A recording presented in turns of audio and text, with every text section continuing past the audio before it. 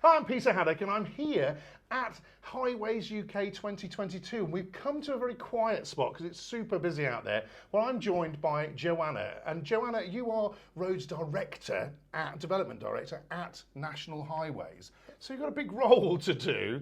And one of the things that I noticed recently, and end of September I think it was, that you have actually been responsible for launching a new road alliance. Now, that sounds quite exciting, and I think the most exciting thing about it, folks, is over 20 businesses are signed up to the Alliance.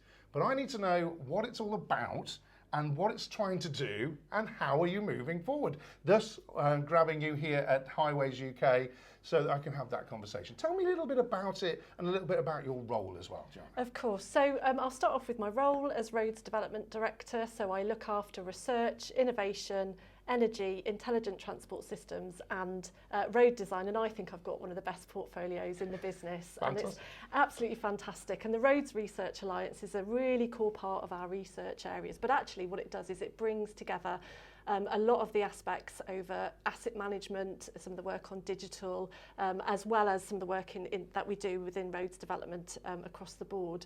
And the core part of it is really bringing together academia, so that's the University of Cambridge, who are one of the lead partners in it, ourselves as a road authority, and the supply chain that we regularly work with. And this is comprised of organisations involved in construction, involved in the sort of technology and digital aspect, as well as the consultancy side of things.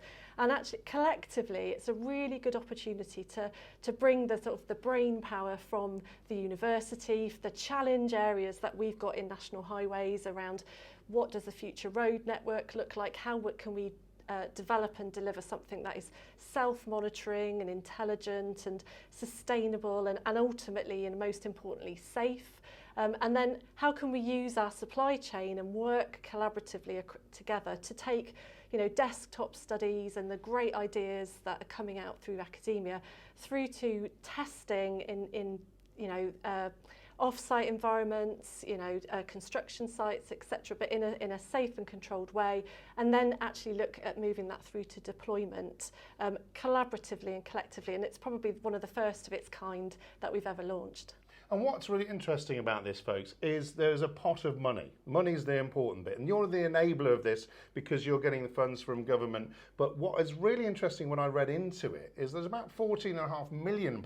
Some of those partners that are involved have actually put in financial as well as technical and skills monies, haven't they? Why is that important, and how is that going to actually expand what you originally were looking at doing? So I think that the real benefit of sort of the collaborative investment that we've all put together is really that you get a much bigger value out at the end of the day. You can sort of invest in different programs of work, bigger programs of work that we might have originally thought about doing.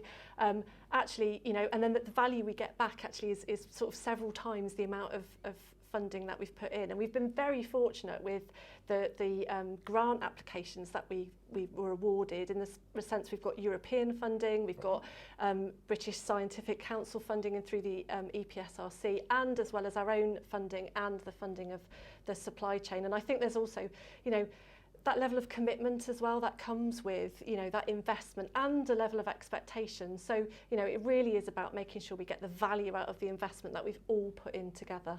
So let's talk about that. So we put this Road Alliance together. You're currently building a lot of infrastructure. You look after a lot of infrastructure as well. Talk to me about some of the practical things that have happened already and some of the vision. This is a 5-year project, folks. Some of the vision about where we actually are going to get to and what things are going to happen over that period. So thinking about some of the research projects that we're looking at funding, we've got a kind of cross between the sort of physical aspect of research and the digital aspect of research. So on the physical side, looking at how can we improve the materials that we use, how can we make them more sustainable, how can we use waste material, for example, like plastic, or one of the examples of the projects involves looking at clay, for example, how can we replace cement in concrete and make it more low carbon, and really, again, going back from that sort of the desktop development and the sort of modelling and simulation and maybe the desktop trials of that through to actually deploying it in a real world environment. And I think that's really where a lot of the value comes from in doing this, because things and we know from experience things don't always work in the way that we expect them to. So actually having that breadth of projects in that environment, and then also being able to take them through to testing which ones work, and actually what learning are we getting out of maybe where things don't work as we expected, what learning are we getting, how do we feed that back through, and how do we then continue to develop in that sense. And I think with that, you know, what I see is, you know, when you're talking about materials, waste materials and things like that, you're putting that in, it's a certain amount you put in, it's a certain type you put in, it's looking at the quality of the materials that are coming through that waste stream, and turning around and saying, well, look, does that work? Well, actually, does that work now? But does that work within a cold environment, within a hot environment, within a wet environment, all of the sort of weather conditions that we're talking about? And then does that withstand some of the pressures of vehicles and works that have to go on within the maintenance of that environment? Absolutely. And so how, and also, I guess, how do you repair it? Yes. Because we obviously know that things happen and damage happens, and that's the thing about the 5-year period, isn't it, that allows you to look at it in a more holistic way and do that testing. Exactly, and interestingly, one of the other projects is around looking at self-healing materials. Ooh, yeah, I know. Self-healing, now you're talking. Come on, tell me more about that, Jan. Well, I was going to just caveat that with I'm not a civils engineer. Fair enough, but you know, it is looking about what are the properties of the materials that we want to deploy, and again going back to what are the different materials that we're using in the or the makeup of the material that we're using in concrete, for example, or the different aggregates that we use, and that testing, and like you sort of say, that how much of each bit do we put in, and how does that impact the strength of the material and the sustainability and the carbon footprint of that material, and really having an opportunity to test things out, learn from that, and then deploying it into the real world. And I think that self-healing bit for me is always a bit of a holy grail in some senses, because ultimately, fundamentally around sustainability, if we can deploy something once and be able to leave it out there and it not require maintenance, then that is absolutely fantastic. And clearly we need to regularly inspect and make sure we know what that material is doing, and that's another aspect to some of the work we're looking at under the Alliance. But how do we make sure that we're building in that sustainability in terms of the future of materials that we can deploy? What's really important for me now, folks, is we have sensors everywhere that can monitor a fraction of a movement. We then have things like ground penetrating radar that can look inside a structure and tell us what's going on.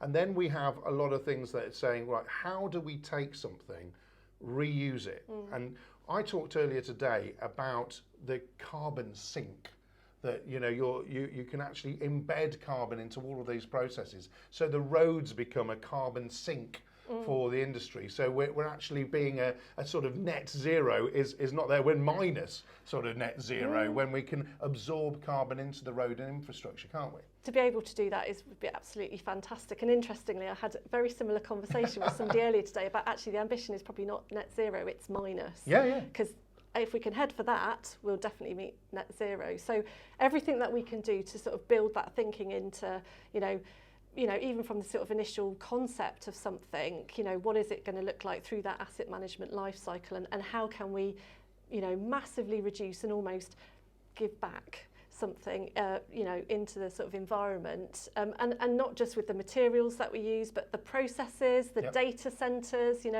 I've just done a talk about ITS and climate change, and we tend to think about the roadside equipment, but actually there's so much more in that system, and what is the end-to-end carbon footprint of that. So the more we can think about that, and actually aiming for negative carbon, I think is a great ambition. Clearly we're looking at zero, but the negative bit is absolutely fantastic. They say, folks, a stitch in time saves 9, but I'd say to you folks, if you can self-heal, then that is the ultimate sustainability message. Joanna, it's been really good to talk to you today. I think I've grasped the essence of what you're going to be achieving. It's early doors, but I'd like to say to you right now, I'd love to follow the project for the next 5 years to see where we get to, and pinpoint some of these areas that we can see as testing and mixing up and things like that with you as we move along.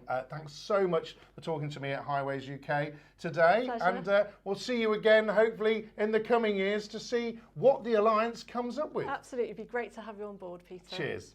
Thank you.